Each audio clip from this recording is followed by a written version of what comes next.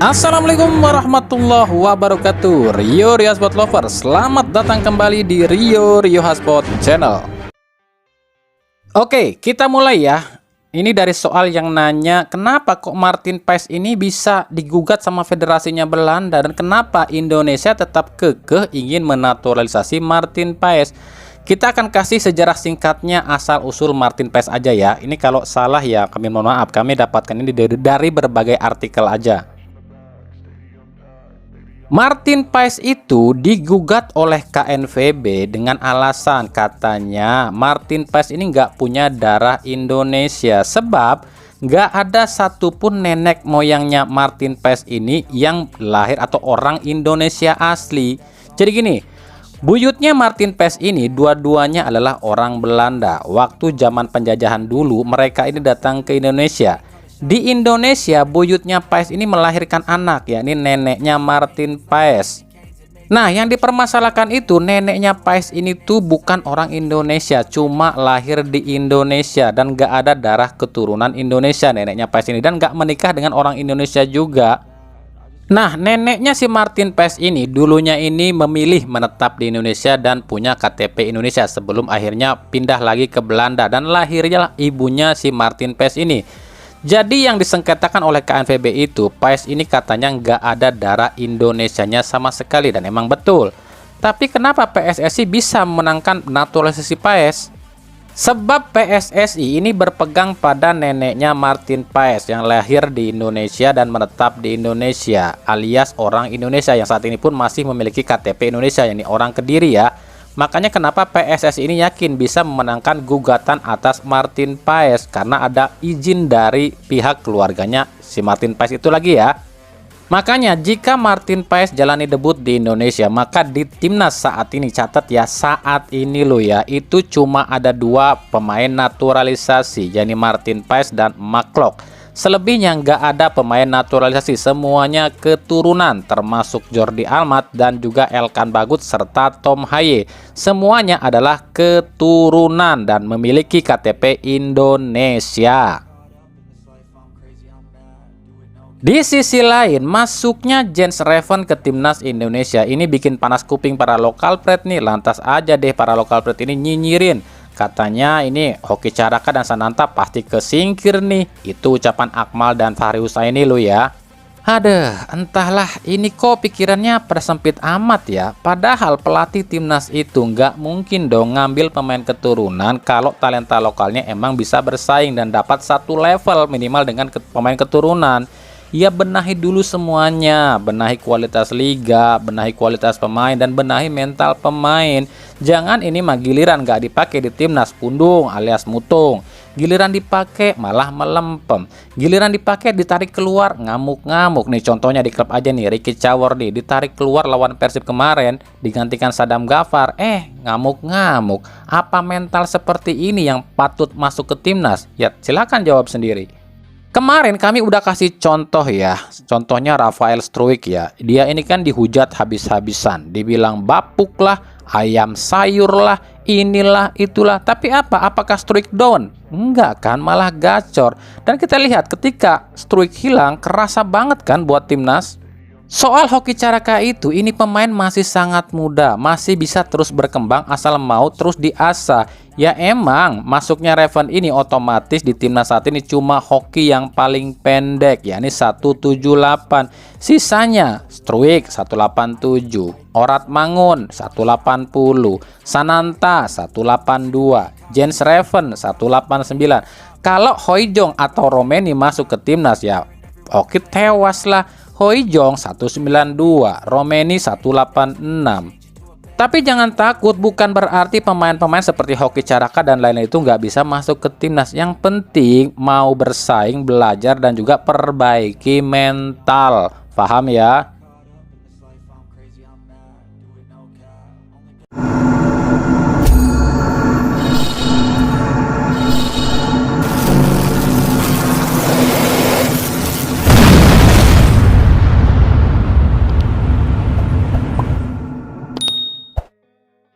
Lanjut ya. Oke, ini juga ada yang nanya nih, Bang, itu kan Rizky Ridho kena kartu merah. Apakah Elkan Bagut bisa nyusul buat gantiin Ridho? Kami jawab ya, nggak bisa. Kenapa demikian? Sebab ini tuh U23, bukan agenda resmi FIFA. Yang bikin aturan itu tuan rumah dan AFC. Sementara aturan pendaftaran pemain itu adalah sebelum babak grup dimulai. Lah, bukannya Elkan emang udah terdaftar dari awal? Iya betul, Elkan memang sudah terdaftar sebelum babak grup juga ya. Tapi ada aturan dari pihak AFC dan Qatar ya. Jadi sebuah tim itu yang udah main di babak grup, ya itulah pemain yang akan terus dipakai sampai akhir atau sampai finish ya. Jadi waktu itu posisi Elkan ini digantikan oleh Bagas Kava. Makanya Elkan nggak bisa nyusul ke Qatar kecuali apa? Kecuali nanti timnas ini kalah nih lawan Jepang di perebutan tempat ketiga dan Indonesia harus lawan Guinea nih di babak playoff. Itu baru bisa Elkan masuk ke timnas U23 sebab playoff lawan Guinea itu bukanlah U23 atau bukan ajang ASEAN Cup U23 tapi masuknya ke ranah Olimpiade. Paham ya? Ya kira-kira seperti itulah yang bisa kami jelaskan soal Elkan Bagot bisa nyusul apa enggak. Kalau kami kurang tepat atau salah ya silahkan koreksi sendiri ya. Dari Persik Kediri, Ze Valente kemungkinan akan out dari Kediri nih. Bukan out dari Kediri aja, mungkin dari Indonesia kali ya. Hal ini berdasarkan postingan Ze Valente di Instagramnya yang menuliskan "See you soon Indonesia", yang artinya Ze akan meninggalkan Indonesia. Emang agak ribet juga sih soal Ze Valente ini. Di satu sisi Ze Valente masih ingin bertahan di Persik Kediri, tapi Ze masih miliknya Persebaya dan Persebaya kemungkinan ya nggak mengizinkan Ze ini melanjutkan karir di Kediri. Sementara di sisi lain, Ze pun nggak bisa memutuskan kontrak secara sepihak dengan Persebaya. Tapi nggak tahu ini benar atau enggak ya, atau ini cuma prank dari Ze aja kali ya. Sebab Ze ini ku sekarang jago banget ngeprank ya. Kita lihat nanti aja musim depan kemana Ze akan berlabuh.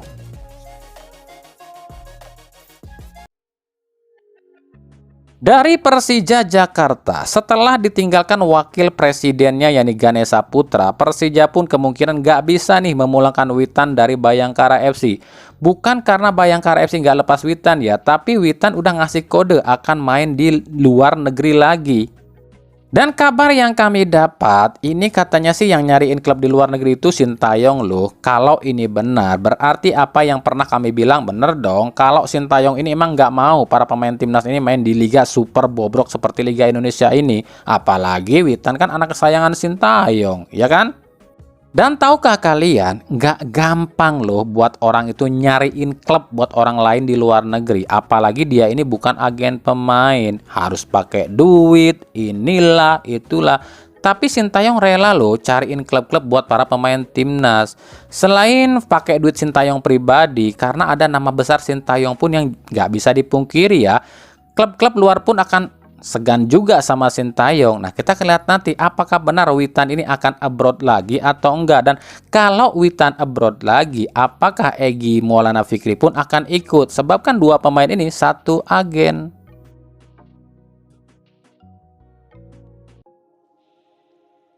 Dari Persib Bandung, Ciro Alves katanya sih emang udah diperpanjang sama Persib sampai 2026. Tapi baru-baru ini Ciro mengunggah postingan foto dirinya saat main di klub pertamanya, klub profesional pertamanya ya di Brazil, yakni Sport Recife.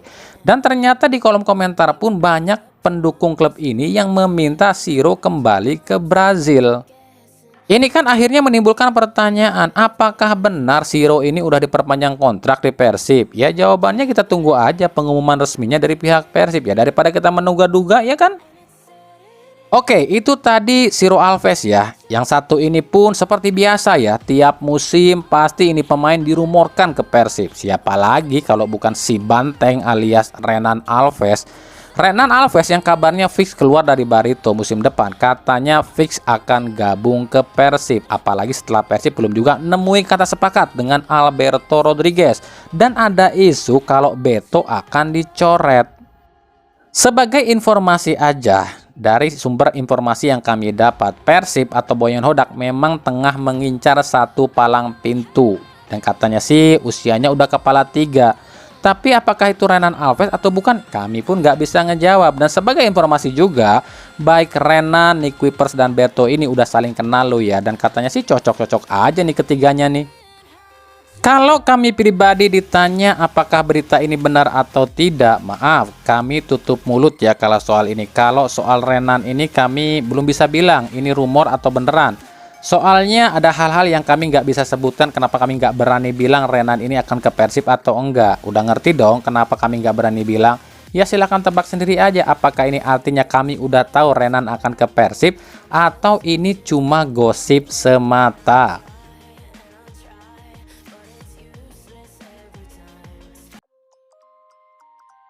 Dari Persebaya, nasib Paulo Henrique di Persebaya masih abu-abu. Ada sebagian fansnya Persebaya ingin Henrique ini stay, tapi nggak sedikit yang udah muak dengan Henrique. Kami sendiri no comment ya soal ini sebab ini urusannya Paul Munster ya. Tapi kalau kami kutip dari harian This Way, Paul Munster ini mengatakan striker yang akan dipakainya itu haruslah memenuhi kriteria.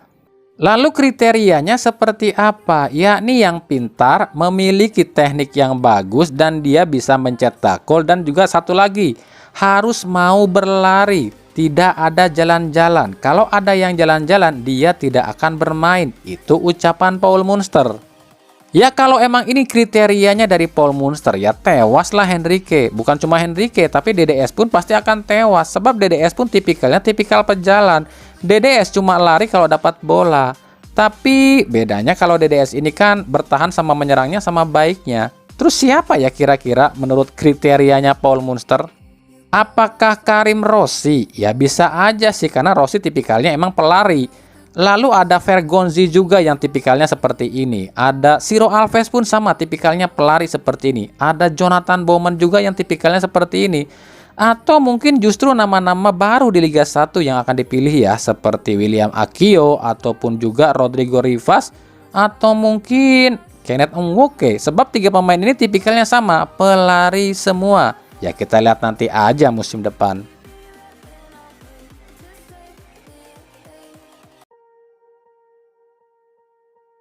Dari Rans Nusantara FC, terdegradasinya Rans Nusantara FC membuka mata kita.